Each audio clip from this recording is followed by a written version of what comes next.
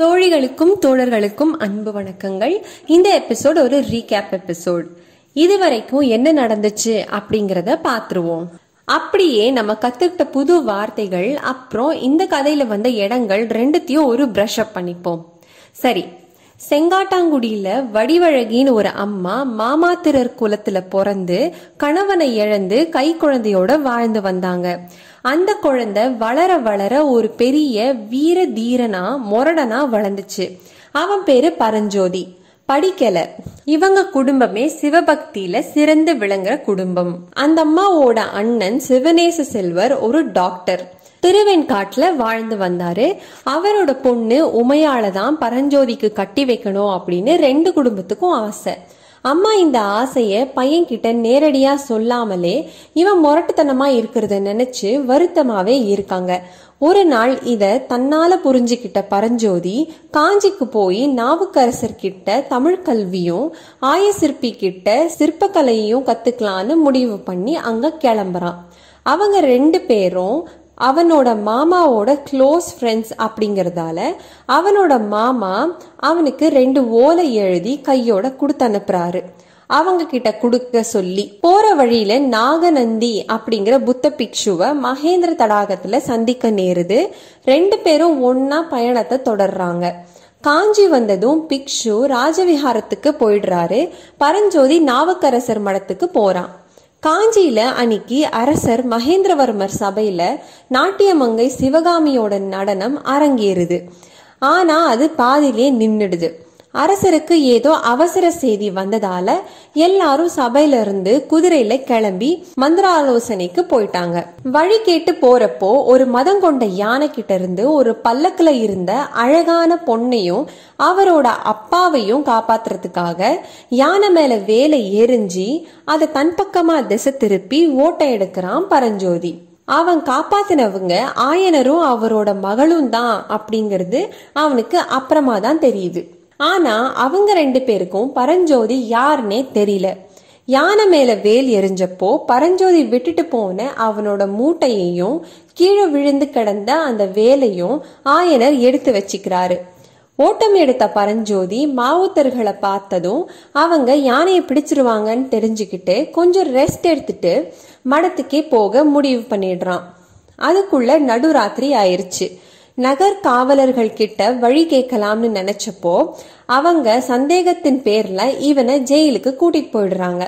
ஜெயில்னு தெரிஞ்சும் கூட பரஞ்சோதி படுக்க இடம் இருந்தா போதுங்கிறதால அவங்கள எதிர்த்து ஒன்னும் பேசாம படுத்துக்கிறான். அப்போ விட்டத்துல இருந்து ஒரு ஓட்ட வழியா கயிறு அனுப்புறாங்க யாரோ அவனை காப்பாத்துறதுக்காக. அதுல அவன் விறுவிறுன்னு ஏற ஆரம்பிக்கிறான். இந்த மதையான சம்பவம் நடந்ததும் அந்த இடத்துக்கு மந்திராலோசனை முடிச்சிட்டு வந்த அரசரும் அவர் பையன் மாமல்லரான நரசிம்மவர்மரும் வந்து நடந்ததை விசாரிக்கிறாங்க. இதுக்கு இடையில சிவகாமிக்கும் நரசிம்மவர்மருக்கும் காதல் மலர்ற மாதிரி நமக்கு தோணுது. நிஜம் என்ன அப்படிங்கறது இனிதான் தெரியும். அப்புறம் சிவகாமி ஆயனர் எடுத்த வேலை நரசிம்மவர்மர் கிட்ட கொடுத்துடுறாங்க.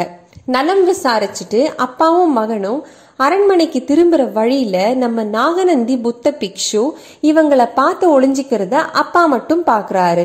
எதுவும் கேட்காம அப்போதைக்கு எல்லாரும் அரண்மனைக்கு போயிடுறாங்க. அரண்மனையில சேனாதிபதி கலிப்பகையார் கிட்ட சொல்லி எல்லா திக்குக்கும் தூதர்களை அனுப்ப சொல்றாரு மகேந்திரவர்மர். எல்லா தூதர்கள் கிட்டையும் செய்தி சொல்றாரு. என்ன செய்தினா, எல்லா கோட்டத்திலயும் இருக்கிறவங்க 1000 வீரர்கள் கொண்ட படைய திரட்டி ரெடியா வச்சிருக்கணும். அடுத்த செய்தி வந்ததும் கிளம்புறதுக்கு தயாரா இருக்கணும். அப்புறம் அவரை பார்த்து ஒளிஞ்சுக்கிட்ட அந்த புத்த பிக்ஷுவையும் வேலெறிஞ்ச வாலிபனோட வீரத்துல அசந்து போய் அவனையும் கண்டுபிடிக்க சொல்லி உத்தரவிடுறாரு. வேலெறிஞ்ச வாலிபன் சோழ நாட்டை சேர்ந்தவன் அப்படிங்கிறது அவன் எரிஞ்ச வேல்ல எழுதிருந்த மாமாத்திரர் அப்படிங்கிற வார்த்தையை வச்சு கண்டுபிடிச்சிடுறாரு அரசர். சாமியாருங்களையும் இனி கோட்டைக்குள்ள விடுறதுக்கு முன்னாடி யோசிக்கணும் அப்படின்னு உத்தரவிடுறாரு. இவங்க இதெல்லாம் பேசுறதுக்கு முன்னாடியே அப்பா மகனை அம்மா கூட சேர்ந்து சாப்பிடறதுக்காக அனுப்பிச்சிடுறாரு. அவ்வளவுதாங்க. சோ நமக்கு 3 கேள்விகள் இருக்கு. 1, கயித்துல ஏறின பரஞ்சோதிக்கு என்ன ஆச்சு? இன்னொன்னு, அந்த புத்த பிக்ஷு அரசரை பார்த்து ஏன் மறைஞ்சுக்கிட்டாரு? அப்புறம் சேனாதிபதிக்கு கட்டளையிட்ட அரசர் எங்க போனாரு? இந்த 3 கேள்விகளுக்கும் விடை அடுத்த பாகத்துல. அது வரைக்கும் காத்துட்டு இருப்போம். இப்போ புது வார்த்தைகளை மட்டும் பார்த்துருவோம்.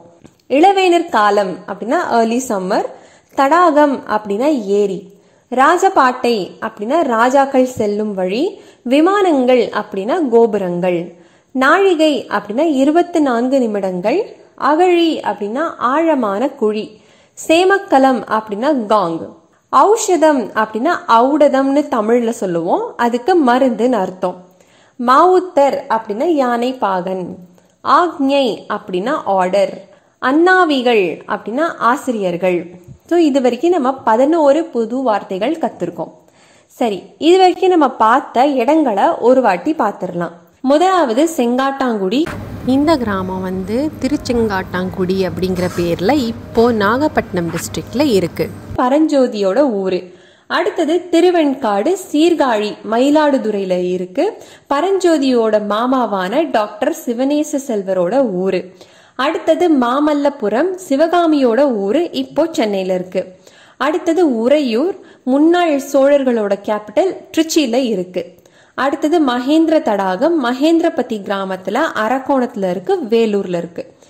அடுத்தது காஞ்சி, பல்லவர்களோட கேபிட்டல், இப்போ இருக்கிற காஞ்சிபுரம் டிஸ்ட்ரிக்ட். இன்னைக்கு இதோட முடிச்சுப்போம். அடுத்து நாளைக்கு பார்ப்போம். நன்றி, வணக்கம்.